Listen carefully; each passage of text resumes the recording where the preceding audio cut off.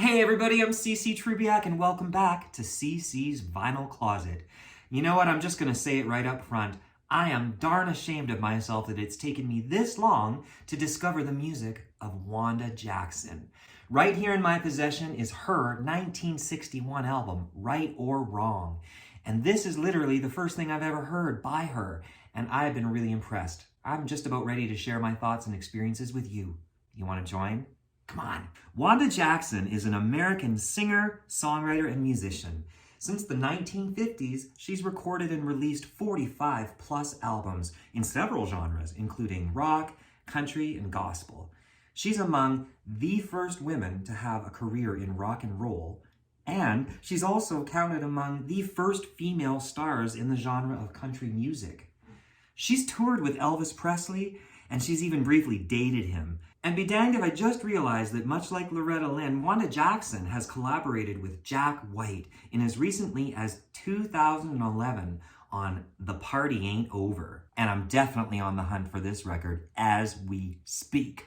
For the sake of today's installment, I'm zeroing in on Right or Wrong, Wanda's third studio album that was released in 1961 and produced by Ken Nelson. Now, I've read as much by now to know that Wanda has been referred to as the Queen of Rockabilly. And something I noticed immediately about the marketing of this album is how even the cover of this record promises that Jackson, quote, pours sugar over 6 ballads and rocks around 6 big beat tunes, end quote. Well, I can dig that. Sure enough, as promised, each side offers a different side to Wanda Jackson. She provides lead vocals and guitar on both sides, and I discovered the backing musicians included Buck Owens and Roy Clark. Side 2, or rather the 6 big beat tunes, definitely live up to their word.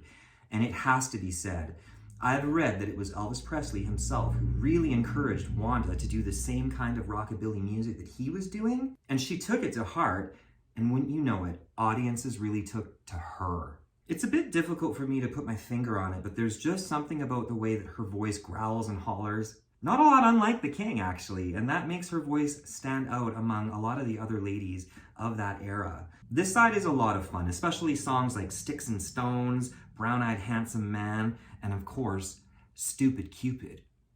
Stupid Cupid, stop picking on me. However, I guess this says a lot more about me, but as much fun as I had listening to the big beat tunes, my heart truly does lie with the ballads on side 1.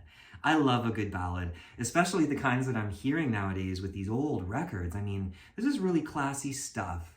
So I have to mention the title song, Right or Wrong, because for one thing, it was penned by Wanda Jackson and it was recorded in one of her first recording sessions in Nashville. Right or wrong, I'll be with you. I'll do what you ask me to, for I believe that I belong by your side, right or wrong.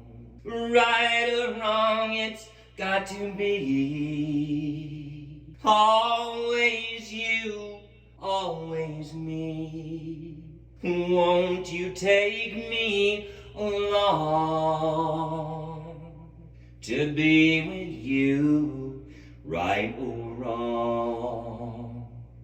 Right or Wrong as a song peaked at number 9 on the country charts in 1961. That's a pretty big hit. You gotta keep in mind though, at this point in history, the likes of Loretta, Tammy, and Dolly hadn't even released their first records. Along with Patsy Cline, it was Wanda and Kitty Wells who truly were among the first women to become stars in the record industry, so dominated by men. Women truly had to stand out to get half the attention or credit. Now, I could talk on and on about the rest of the ballads on side 1, but although the entire side is worth hearing, there's truly only one song that really, really grabbed me by the heart, and I just want to share it with you because it would not let me go. My favorite takeaway song from this experience was called I May Never Get to Heaven. And from the title, you might even guess that it's one of those real sad country songs. It's my favorite kind of song, to be honest. Get this, it was written by Buddy Killen and Bill Anderson. The same Bill Anderson that I mentioned in my deep dive on Connie Smith. He was Connie's mentor. Man, what a songwriter. The words and melody had me hooked, and of course, it's the resounding power of Wanda's voice that compels me just to keep putting that needle back and enjoying it just one more time.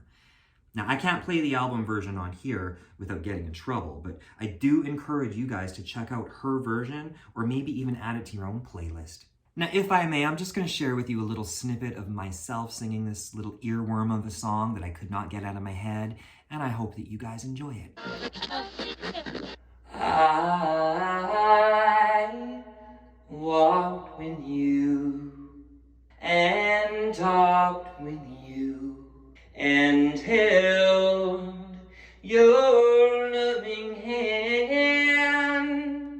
We loved a while, and I lived a while, and I thought that fate had it planned.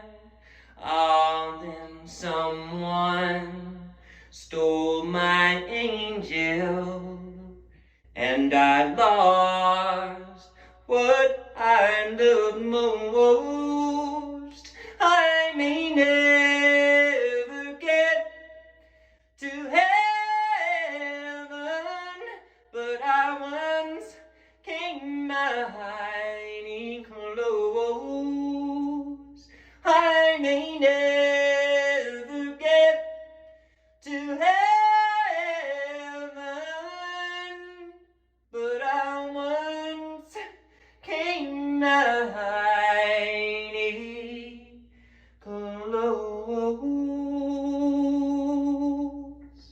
So there you guys have it. This pretty much wraps up my thoughts on Wanda Jackson's 1961 album, Right or Wrong. One that I highly recommend, and I'm definitely going to be on the lookout for more of her records, you best bet. So I turn the tables to you, and I want to hear from you. What are your favorite Wanda Jackson songs? What's a great Wanda Jackson record that I just have to have? You guys know the drill. I thank you so much for watching and supporting me, and until next time, you take care. Bye.